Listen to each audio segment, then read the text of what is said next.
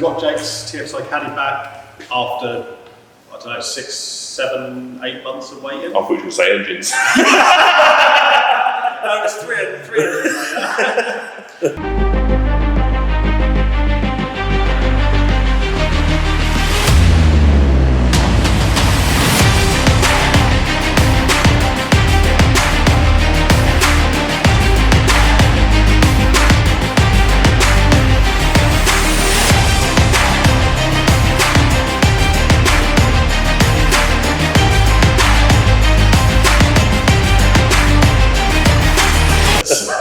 So this originally came in February, I think it was, this year. Yeah, it's wild.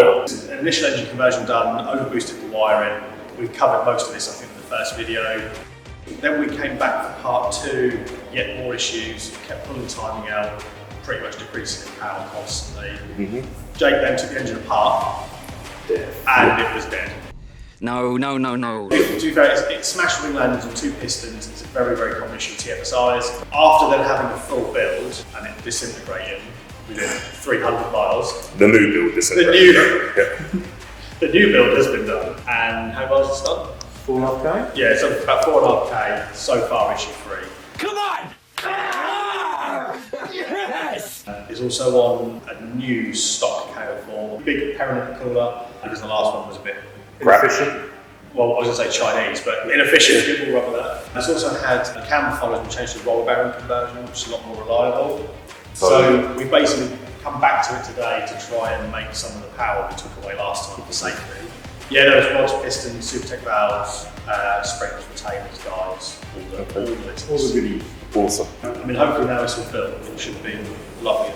Okay, so we're going to run it on the no timing profile to see what it does. Yeah, we run it on the last tube, which has got a little bit less boost, but a load less timing. Okay. Yeah. So it doesn't go from there. Pretty much. Let's do it.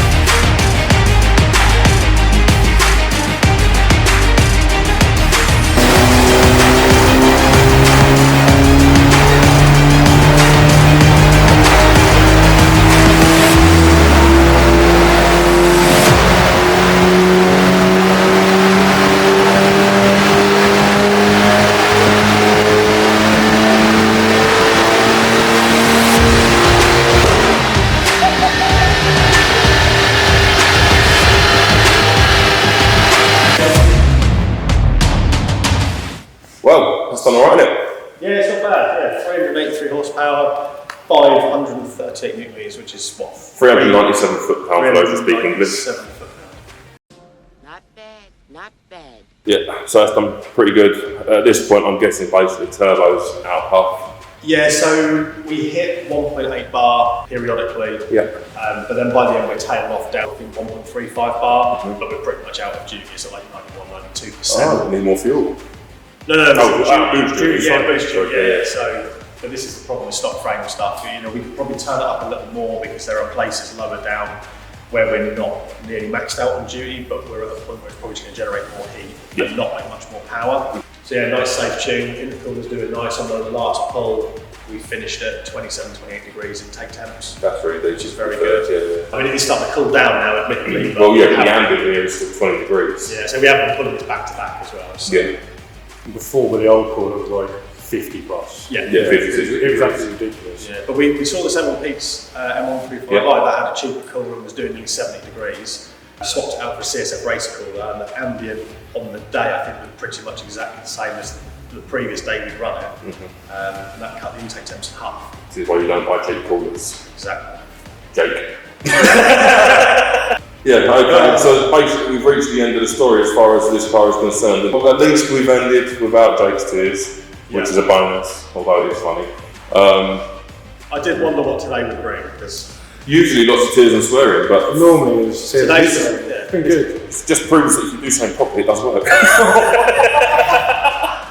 Not that we're saying Jake podges his vehicles, because this is true, but you know, we all. I mean, you ain't saying that. No, I'm not saying that. No, but the thing is, we always say we just try to save money where we can, and I'm not going to say cut corners, but we like to try and.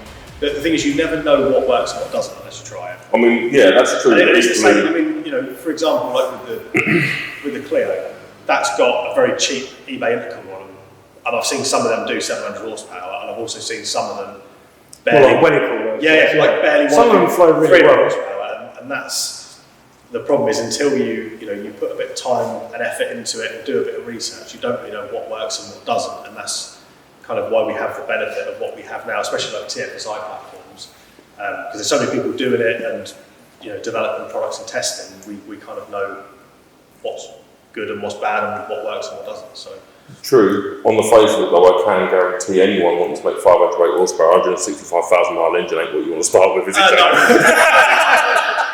Obviously, yeah, we always knew. But I can also guarantee, without one big turbo, it's not going to be far. No, for sure. Chop, chop, Jake. Chop shop. Let's get it done. Until the next time, then, I guess. Yeah, until the next time.